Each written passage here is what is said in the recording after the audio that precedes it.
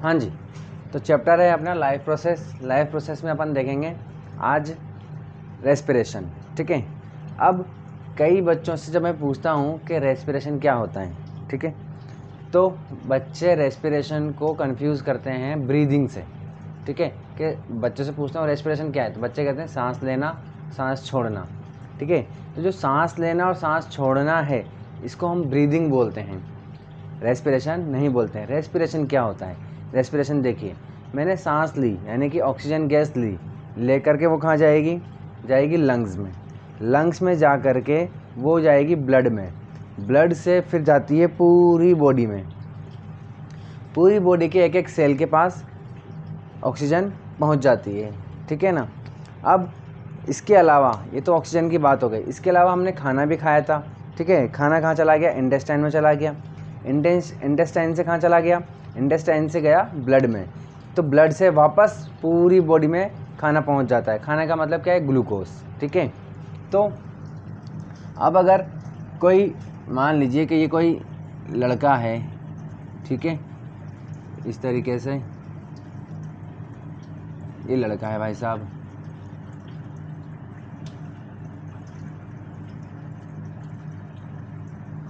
ये लीजिए। ठीक है, इसकी बॉडी का कोई भी सेल ले सकते हैं, इसकी पूरी बॉडी में, क्योंकि ब्लड घूम रहा है, पूरी बॉडी में ब्लड घूम रहा है, तो पूरी बॉडी में ऑक्सीजन भी घूम रही है और पूरी बॉडी में ग्लूकोज भी घूम रहा है। ठीक है ना। और क्यों घूम रहा है? क्योंकि एक एक सेल को पहुंचाना है। ठीक है, तो एक सेल ले लेते हैं अपन, यहाँ का एक सेल ले लेते हैं, तो अपन ने यहाँ से एक सेल लेकर के उसको बड़ा कर दिया। ठीक है, तो ब्लड में क्योंकि क्या घूम रहा है? ऑक्सीजन घूम रही है और ग्लूकोज घूम रहा है। ठीक है, तो ब्लड से सेल के अंदर क्या चला गया? ग्लूकोज, यानी कि C6H12O6। ठीक है, प्लस ऑक्सीजन। ठीक है, ये दोनों रिएक्शन करके सेल के अंदर क्या बनाती है? एनर्जी बनाती है। ठीक है, तो सेल के अंदर अगर आपसे कोई पूछे कि रेस्पिरेशन क्या होता है, तो सेल के अंदर, बॉडी के सेल के अंदर एनर्जी बनाने का प्रोसेस, अगर आप ये पूरा भी नहीं बोलना चाहते तो आप बस इतना बोल दीजिए कि सेल के अंदर एनर्जी बनाने का जो प्रोसेस है वही क्या कहलाता है? रेस्पिरेशन कहलाता है। बात समझ में आ गई? चलिए, इतनी बात हमारे समझ में आ गई कि एनर्जी बनती है। ठीक है, चलिए अब देखते हैं कि रेस्पिरेशन जो है, अच्छा देखिए, हमने कहा कि यहाँ पर एनर्जी कैसे बन रही है? ग्लूकोज से और ऑक्सीजन की रिएक्शन करके वहाँ करके एनर्जी बन रही है। ठीक है, चलिए, तो यहाँ पर मतलब ग्लूकोज किससे रिएक्शन कर रहा है? ऑक्सीजन से। तो ऑक्सीजन के एब्सेंस और प्रेजेंस के बेसिस पर रेस्पिरेशन दो टाइप का हो गया। ठीक है, एक तो अगर ऑक्सीजन प्रेजेंट है तब रेस्पिरेशन, और एक ऑक्सीजन एब्सेंट है तब रेस्पिरेशन। बात समझ में आ रही है? चलिए, ऐसा कैसे हो सकता है? ऐसा देखिए कैसे होता है, देखिए मैं बताता हूँ आपको। देखिए, एक तो अपन नॉर्मल लाइफ जी रहे हैं, काम कर रहे हैं, डेली पूरा दिन का काम कर रहे हैं, इसमें हम सांस भी ले रहे हैं और काम भी करते जा रहे हैं। इसमें क्या हो रहा है? इसमें ये हो रहा है कि ऑक्सीजन जा रही है पूरे सेल के अंदर और ग्लूकोज भी जा रहा है और आराम से ये वाला प्रोसेस हो रहा है। ठीक है, लेकिन जब हम एक्सरसाइज करते हैं, ठीक है, अगर आप में से कोई जिम गया हो, पहली बार जब जिम जाते हैं हम, तो बहुत ज़्यादा एक्सरसाइज कर लेते हैं एक साथ, है ना, डंबल्स मार लेते हैं।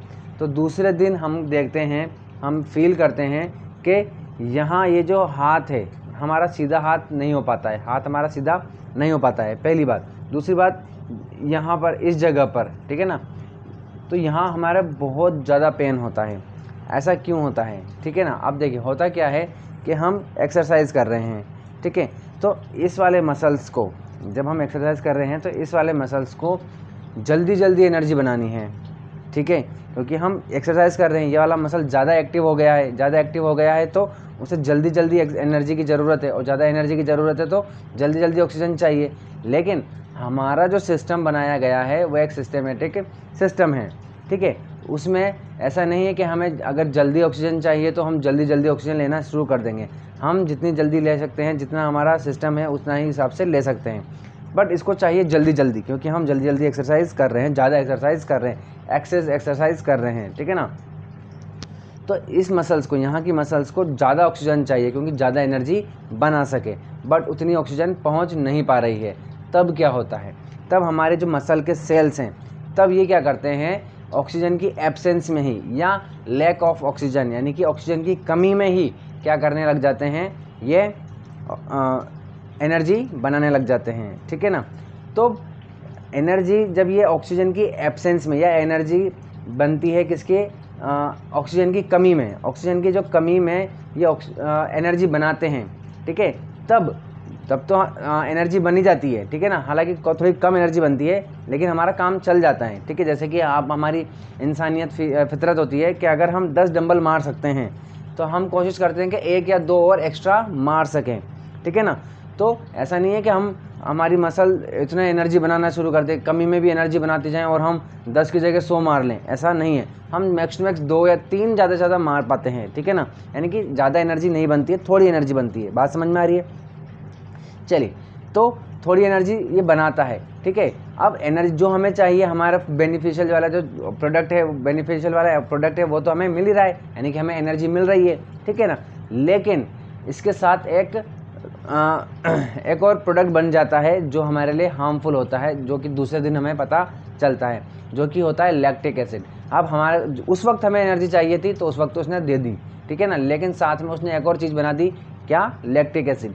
वो लैक्टिक एसिड हमारे मसल में क्या हो जाता है, जम जाता है, ठीक है ना। वो इसी जगह पर इकट्ठा हो जाता है, जम जाता है, ठीक है ना, जिसकी वजह से हमें बहुत पेन होता है। बात समझ में आ गई होगी आपके, ठीक है ना। चलिए, इसके अलावा क्या होता है, इसके अलावा एक तो ये तो हो गया है ना, यानी कि हमने देखा कि रेस्पिरेशन 2 तरह का हो गया। एक हो रहा है ऑक्सीजन की प्रेजेंस में, जब नॉर्मल डे चल रहा है, नॉर्मल वर्क चल रहा है अपना, हम आराम से ऑक्सीजन ले रहे हैं और हमारा रेस्पिरेशन हो रहा है, तो वो ऑक्सीजन की प्रेजेंस में हो रहा है, ठीक है ना। तो ऐसा रेस्पिरेशन जो ऑक्सीजन की प्रेजेंस में होता है उसे बोलते हैं हम एरोबिक। एरोबिक का मतलब देखिए, नाम में ही एयर आ रहा है, ठीक है, एरोबिक, ठीक है। तो ये एयर आ रहा है ना इसमें, यानी कि एयर की प्रेजेंस में, यानी कि ऑक्सीजन की प्रेजेंस में। और एनएरोबिक, एरोबिक, ठीक है, यानी कि एरो के आगे हमने एन लगा दिया, ठीक है, इसका मतलब नो ऑक्सीजन या लैक ऑफ ऑक्सीजन, ठीक है ना। तो अगर ऑक्सीजन की प्रेजेंस में होता है तो उसे बोलते हैं एरोबिक, और ऑक्सीजन की एब्सेंस में होता है तो उसे बोलते हैं एनएरोबिक, ठीक है ना। अब एरोबिक तो सिर्फ हमारे लंग्स में, यानी कि लंग्स हमारे सेल में होती है, ठीक है ना, जो नॉर्मल डे चलता है। लेकिन एनएरोबिक 2 तरीके का हो जाता है, ठीक है, 2 जगह पर होता है, या हमारे सिलेबस में हम 2 जगह पढ़ते हैं एनएरोबिक। एक तो अभी मैंने आपको बता दिया हमारी बॉडी के मसल्स में, ठीक है ना, मसल्स में, ठीक है ना, अभी जस्ट मैंने आपको बताया। और एक होता है यीस्ट में, ठीक है। अब आपको पता होगा यीस्ट बचपन से पढ़ते हुए आ रहे हैं, अपन छोटी क्लास से पढ़ते हुए आ रहे हैं, ठीक है ना। यीस्ट क्या होता है, यीस्ट एक फंगस होती है, ठीक है ना, एक ऑर्गेनिज्म है ये, ठीक है। इसका यूज़ कहाँ करते हैं, इसका यूज़ होता है जो भी चीज़ खाने पीने की चीज़ होती है उनको फुलाने में और सॉफ्ट करने में, ठीक है ना, फुला देता है और ये सॉफ्ट बना के रखता है चीज़ों को, ठीक है। ये फुलाता क्यों है, क्योंकि ये जब काम करता है, अपना काम करता है, रेस्पिरेशन करता है, तब ये एक गैस ओपन निकालता है, कार्बन डाइऑक्साइड गैस। जैसे कि केक हो गया है ना, फ्लफ़ी बना देता है ये। तो केक जो फ्लफ़ी है, ठीक है, यानी कि स्पॉन्जी है, ठीक है, तो उसमें एयर वाले, उसमें गैसेस भरी होती है। कौन सी गैस भरी होती है, कार्बन डाइऑक्साइड गैस। क्यों, क्योंकि उसमें केक बनाते टाइम, ब्रेड बनाते टाइम, डबल रोटी बनाते टाइम हमने क्या डाला था, उसमें हमने डाला था यीस्ट, ठीक है ना। और इसके अलावा यीस्ट का यूज़ कहाँ करते हैं, यीस्ट का यूज़ करते हैं अल्कोहल बनाने में, शराब बनाने में, ठीक है ना। तो शराब बनाने में इसका यूज़ करते हैं क्योंकि ये फंगस है, ये क्या करता है, सड़ाता है, ठीक है ना। सड़ाने को क्या बोलते हैं, फर्मेंट बोलते हैं, फर्मेंटेशन, ठीक है। तो मान लीजिए कि कोई भी फ्रूट का जूस है, उसमें आपने यीस्ट डाल दिया, धीरे धीरे धीरे धीरे ये इसमें काम करेगा तो फर्मेंट करेगा। फर्मेंट यानी कि फंगस है, फंगस काम करेगी तो सड़ेगी चीज़ें, ठीक है ना। तो सड़ेगी तो वो जो क्या, और ये एक साथ, और भाई कार्बन डाइऑक्साइड गैस तो निकालता ही है। इसके अलावा देखिए, जो केक और ब्रेड बनाने में काम लगते हैं, वहाँ पर हमारा का यूज़ चाहिए कार्बन डाइऑक्साइड गैस की, तब जो ये कार्बन डाइऑक्साइड गैस निकालता है उसका काम हो जाता है, ठीक है ना, वो हम काम में ले लेते हैं। लेकिन शराब बनाने में कार्बन डाइऑक्साइड गैस काम में नहीं लेते, ठीक है ना। वहाँ पर मतलब कार्बन डाइऑक्साइड गैस के लिए हम इसका यूज़ नहीं कर रहे हैं, वहाँ यूज़ कर रहे हैं क्योंकि ये एक और चीज़ निकालता है, 2 प्रोडक्ट निकालता है। एक तो कार्बन डाइऑक्साइड गैस, जिसका यूज़ करते हैं अपन कहाँ पर, केक और ब्रेड बनाने में। दूसरा चीज़ जो ये निकालता है वो निकालता है इथेनॉल। इथेनॉल का मतलब है एल्कोहल, ठीक है ना। तो वो जो फ्रूट है वो फ्रूट का जो अंदर ग्लूकोज है उसको तो ये खाता है, ठीक है ना। और जो प्रोडक्ट निकालता है वो होता है इथेनॉल यानी कि एल्कोहल, उसे हम पीते हैं, ठीक है। ग्लूकोज तो ये पी लेता है और हमको पिला देता है शराब, ठीक है। बात समझ में आ गई। चलिए इसको अपन देखते हैं डिटेल में, इनके रिएक्शंस देख लेते हैं, ठीक है। चलिए तो आपको समझ में आ गया कि रेस्पिरेशन दो टाइप का हो गया हमारे पास। रेस्पिरेशन एक हो गया एरोबिक, एयर की प्रेजेंस में होता है, ऑक्सीजन की प्रेजेंस में, उसे बोलते हैं एरोबिक। और एक होता है एनारोबिक, ठीक है। चलिए तो पहला देखते हैं एरोबिक। एरोबिक एरोबिक रेस्पिरेशन, ठीक है ना। इसमें क्या होता है यार,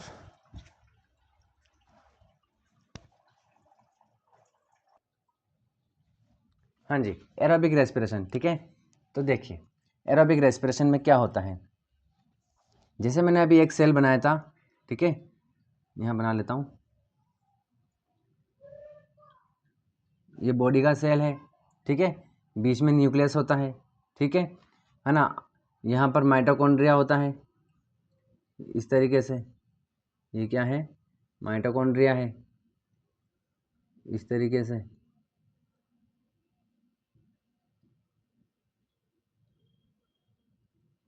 ये माइटोकॉन्ड्रिया हो गया, ठीक है। और यहाँ पर ये क्या है, इसके आसपास साइटोप्लाज्म होता है, ठीक है।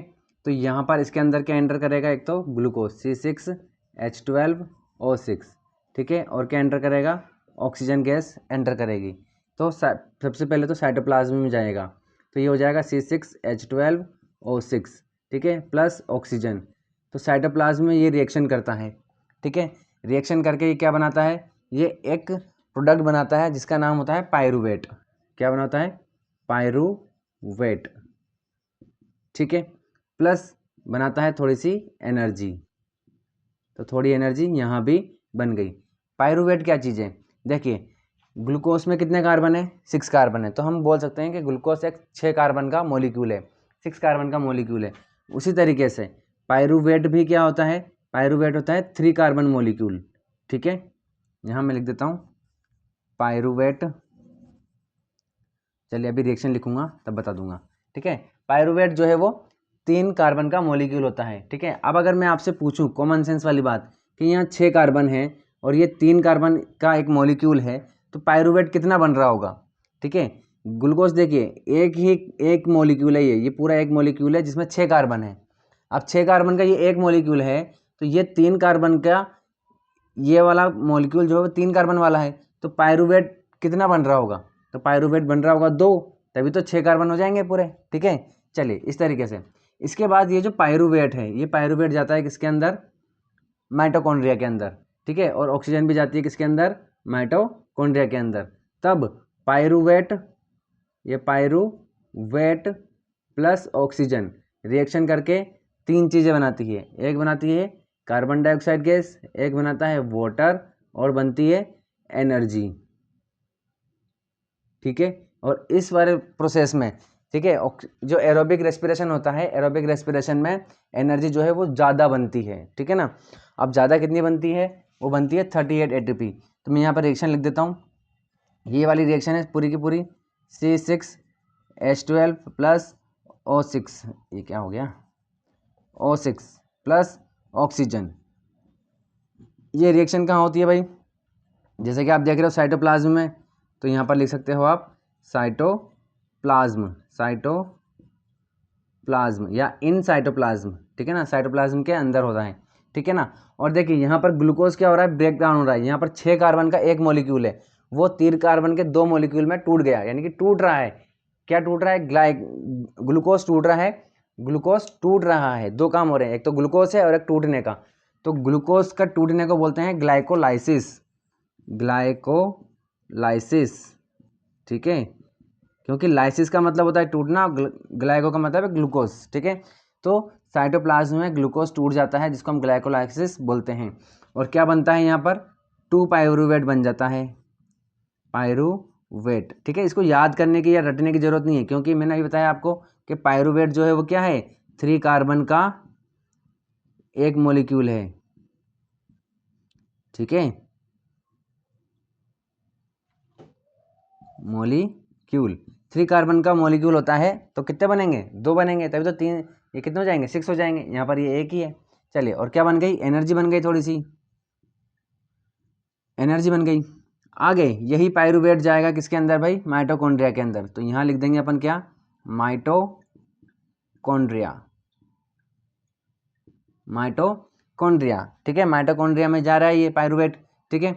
तो क्या बना रहा है भाई, एक बना रहा है CO2, एक बना रहा है H2O और एनर्जी बना रहा है, ठीक है, एनर्जी बन रही है। एनर्जी कितनी बन रही है भाई, 38 ATP। अब यहाँ कन्फ्यूज़न होता है कि ये ATP क्या चीज़ है, हालांकि है ना, बच्चे पूछते भी हैं कि ये ATP क्या चीज़ है। तो टीचर क्या करते हैं, 2 चीज़ें बताते हैं। एक तो ये कि पहला तो ये बताते हैं कि इसकी फुल फॉर्म, बच्चे ने पूछा कि क्या चीज़ है, टीचर बोलता है एडिनोसिन ट्राइफॉस्फेट, इसकी फुल फॉर्म बता देते हैं, जिसमें भी बच्चे सेटिस्फाई हो जाते हैं। कुछ बच्चे होते हैं जो ज़्यादा जानना चाहते हैं कि सर फिर है क्या, है क्या चीज़ ये, तो टीचर बोल देते हैं कि ATP जो है वो एनर्जी की करेंसी है, ठीक है, फिर भी सेटिस्फाई हो जाते हैं। लेकिन मैं इतने पर भी सेटिस्फाई नहीं हो पाता, ठीक है ना, मैं नहीं हो पाया था, ठीक है, कि आखिर ये है क्या चीज़,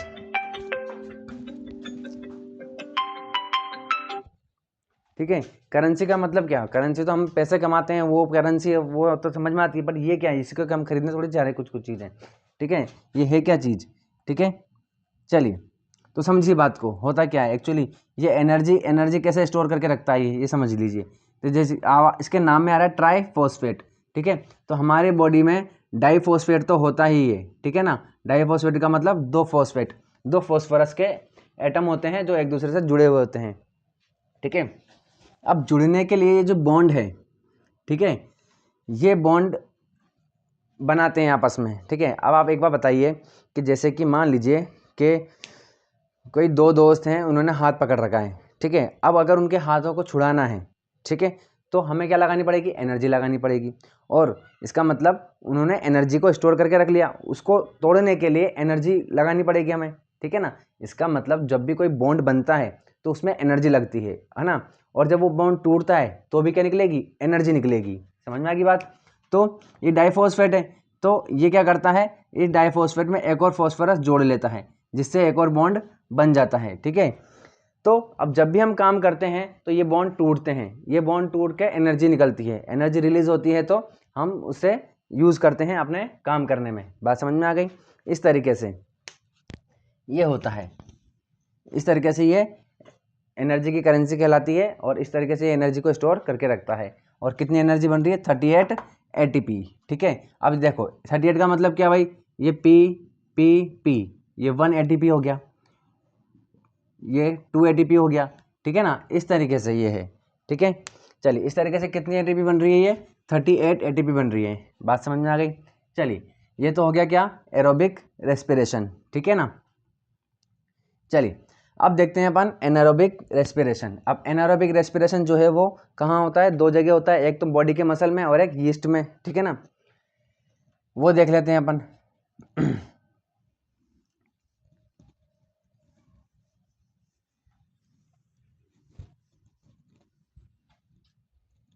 चलिए, इसी को क्या कर देता हूँ, एन एरोबिक कर देता हूँ, एन एरोबिक।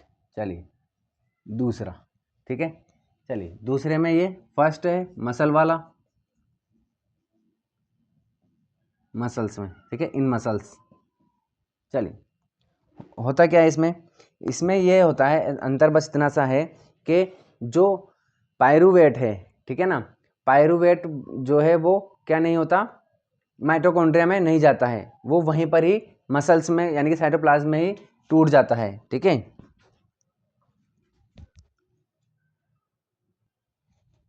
ठीक है, तो देखिए होता क्या है इसमें, C6H12O6 प्लस ऑक्सीजन, कहाँ पर भाई, साइटोप्लाज्म में, साइटोप्लाज्म, ठीक है, बॉडी मसल, ठीक है, यहाँ लिख सकते हो आप इन मसल सेल, मसल सेल, ठीक है। मसल सेल के साइटोप्लाज्म में ये दोनों रिएक्शन कर रहे हैं, ऑक्सीजन है ये, क्या बनेगा, पायरूवेट बनेगा, पायरूवेट बनेगा। पायरूवेट क्या है, 2 पायरूवेट बनेगा क्योंकि ये 3 कार्बन का मॉलिक्यूल है, ठीक है, प्लस ऑक्सीजन, ठीक है। चलिए आगे देखिए,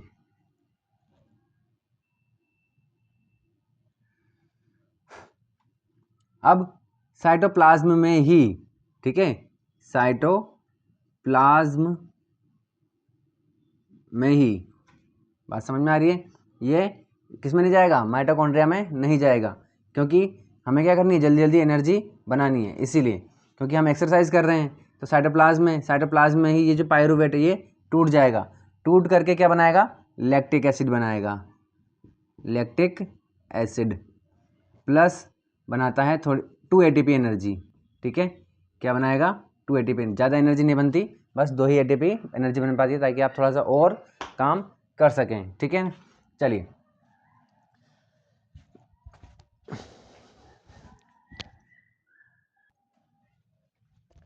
ये लैक्टिक एसिड भी क्या होता है भाई, ये लैक्टिक एसिड भी 3 कार्बन का मॉलिक्यूल होता है, 3 कार्बन मॉलिक्यूल, ठीक है, समझ में आ गई बात। अब इस लैक्टिक एसिड के वजह से ही क्या होता है, हमारी बॉडी, हमारे जो मसल है यहाँ पर जमा हो जाता है, जिसकी वजह से बहुत ज़्यादा पेन होता है। अब लैक्टिक एसिड आपको याद आ रहा होगा अगर, ठीक है ना, कि ये हमने कहाँ सुना हुआ है और वर्ड, ठीक है, ये वर्ड हमने और कहाँ सुना है,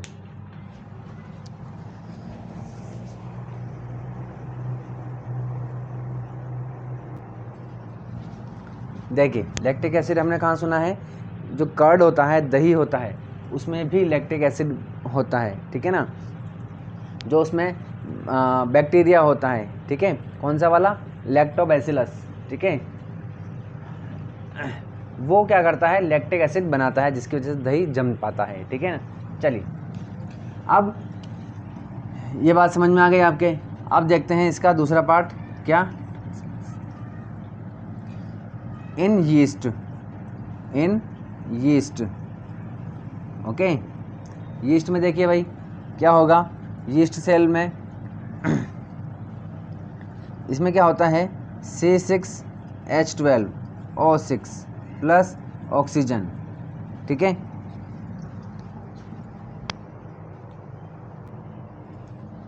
ठीक है। अच्छा यहाँ पर देखिए साइटोप्लाज्म में हो रहा है, लेकिन ये पर क्या हो रहा है, लैक ऑफ ऑक्सीजन, ये भी लिखना जरूरी है अपन को, लैक ऑफ ऑक्सीजन, ठीक है, ऑक्सीजन की कमी में ये बनता है लैक्टिक एसिड, ठीक है। अब क्योंकि ये दोनों ही, ये भी क्या थी, एनारोबिक रेस्पिरेशन है, ये भी क्या है, एनारोबिक रेस्पिरेशन है, ये कहाँ थी, साइटोप्लाज्म में ही हो रही थी, तो ये भी कहाँ होगी, साइटोप्लाज्म में ही होगी, ठीक है, माइटोकॉन्ड्रिया में नहीं जाएगी। यीस्ट एक सिंगल सेलुलर ऑर्गेनिज्म होता है, तो इसके सेल में कहाँ पर, साइटोप्लाज्म में, साइटोप्लाज्म में ही क्या होगा, रिएक्शन होगी, ठीक है, इन दोनों की रिएक्शन होगी, क्या बनाएगा ये, वही बनाएगा 2 पायरूवेट बनाएगा, ठीक है, प्लस थोड़ी सी एनर्जी बनेगी। एनर्जी क्यों बनाता है, क्योंकि एनर्जी नहीं बनाएगा तो फिर ये कैसे काम करेगा, एनर्जी तो हर दुनिया के हर जीव को चाहिए, ठीक है। चलिए इस तरीके से, अब एब्सेंस ऑफ ऑक्सीजन, ठीक है, एब्सेंस ऑफ ऑक्सीजन की एब्सेंस में ही, कहाँ पर, इन यीस्ट सेल, वही साइटोप्लाज्म में, ठीक है, वहाँ पर पायरूवेट टूटेगा और क्या बनाएगा ये इथेनॉल, ठीक है, इथेनॉल प्लस क्या बनाएगा, carbon dioxide gas plus 2 ATP energy, ठीक है, ये बनता है। अब इथेनॉल जो है वो है हमारा क्या, 2 कार्बन मॉलिक्यूल,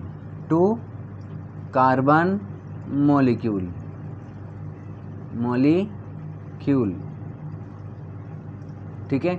अगर 2 कार्बन मॉलिक्यूल है, ऑक्सीजन हमारा ग्लूकोज कितने का था, 6 कार्बन का था, ये 2 कार्बन वाला है, तो इथेनॉल कितना बन रहा होगा, 3 बनेगा, ठीक है, तो ये 3 इथेनॉल बनता है, बात समझ में आ गई।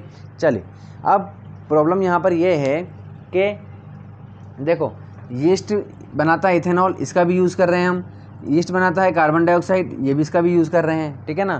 कार्बन डाइऑक्साइड का यूज़ करने के लिए हम कहाँ पर यूज़ करते हैं, केक बनाने में, ब्रेड बनाने में, ठीक है। और इथेनॉल बनाने के लिए, इथेनॉल बना रहा है उसका यूज़ कहाँ करते हैं हम, वाइन्स बनाने में, ठीक है ना। चलिए अब दिक्कत ये आती है कि हम कैसे याद रखें कि ये 3 कार्बन मॉलिक्यूल कौन सा है, 2 कार्बन मॉलिक्यूल कौन सा है। तो याद रखिए, देखिए हमने ये देखिए जो ये क्या है, मसल है, यानी कि हमारे बॉडी मसल्स में, यानी कि इंसान के मसल में ही बनेगा ये, ठीक है ना। और एरोबिक रेस्पिरेशन हमें कहाँ हो रहा है, हमारे अंदर हो रहा है, क्योंकि यीस्ट में तो क्या होता है, सिर्फ एनारोबिक हो रहा है। तो एरोबिक और एनारोबिक दो तो हमारे बॉडी में ही हो रहे हैं, ठीक है।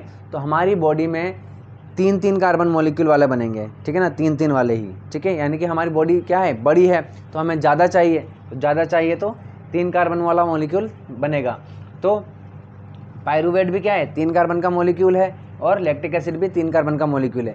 तो इंसान के अंदर 3 कार्बन वाला बनेगा, और ये जो यीस्ट है, यीस्ट में 2 कार्बन वाला बनेगा, ठीक है ना। तो अपन को याद हो जाएगा, ठीक है।